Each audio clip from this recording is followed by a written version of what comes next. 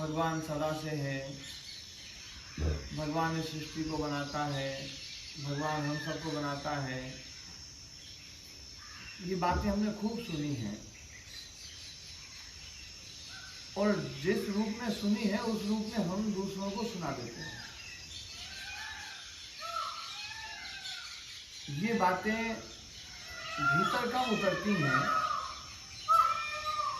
बस भीतर तो ये एहसास होता है कि जो कुछ भी है वो सब अपन ही है और जो कुछ भी है जो दिखाई दे रहा है ना वो सब कुछ वही यही है। ऐसा नहीं लगता है भीतर, बाहर तो लगता है। बाहर तो हम बताने का भी प्रयास करते हैं कि हम भगवान को बहुत अच्छे से मानते हैं, भगवान को बहुत अच्छे से जानते हैं और जितने बड़े से बड़े भगवान के भगत हैं उनसे कहीं एक आध दो कदम आगे ही है, अपन पीछे नहीं है। लेकिन भीतर जो है, जो बात हम बोलते हैं वैसा हम मानते नहीं हैं, क्योंकि हमारा जीवन जो है वो भगवान के भरोसे कम अपने भरोसे ज़्यादा रहता है।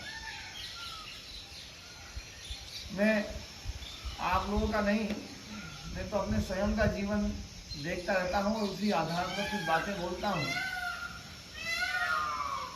तो भगवान को हम भीतर से माने, इसके लिए पहले हमें थोड़ा सा भगवान के स्वरूप को भी हमें समझना चाहिए।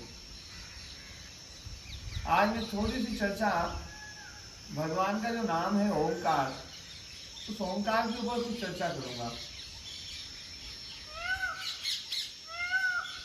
हमारी सृष्टि को, इस धरती को बने हुए कहते हैं 1,97 करोड़ साल से भी ज़्यादा समय हो गया है।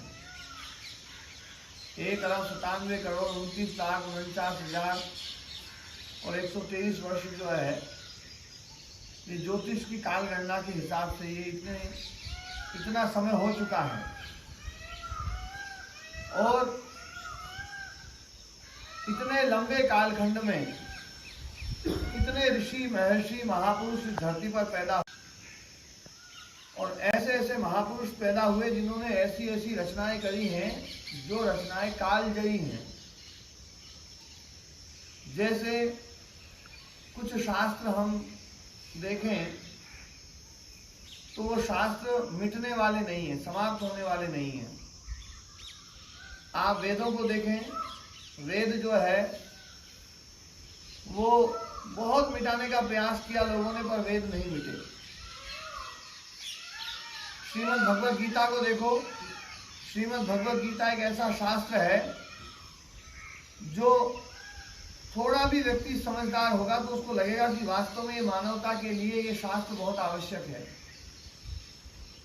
हम रामायण को देखते हैं, दर्शनों को देखते हैं, उपनिषदों को देखते हैं, ऐसे ऐसे शास्त्र हैं जो ऐसा लगता है कि बनाने वाले के ऊपर भगवान की कितनी विशेष कृपा होगी या उसको कितना तपस्वी होगा कि इतना अद्भुत ग्रंथ लिखा है।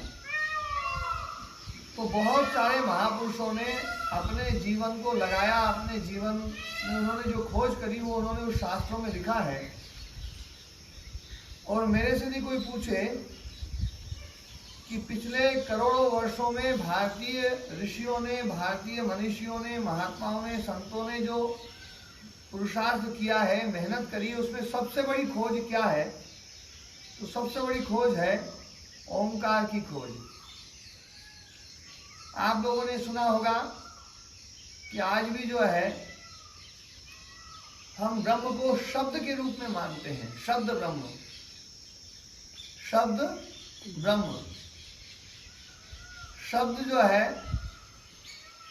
ऐसे हम जो बोलते हैं ये ध्वनि है, लेकिन जब कोई गुरु किसी को कोई ज्ञान देता है तो हम कहते हैं भैया शब्द ज्ञान मिला है, शब्द दिया है। कई बार शब्द को शब्द भी बोल देते हैं। नानक जी जो है शब्द की बड़ी व्याख्या करते हैं कि शब्द ही है सब कुछ, सब कुछ उसी से पैदा हुआ है, वो शब्द है। उसी शब्द को अक्षर कहा जाता है। अक्षर मतलब जिसका क्षरण न हो, जो क्षीण न हो, जो नष्ट न हो।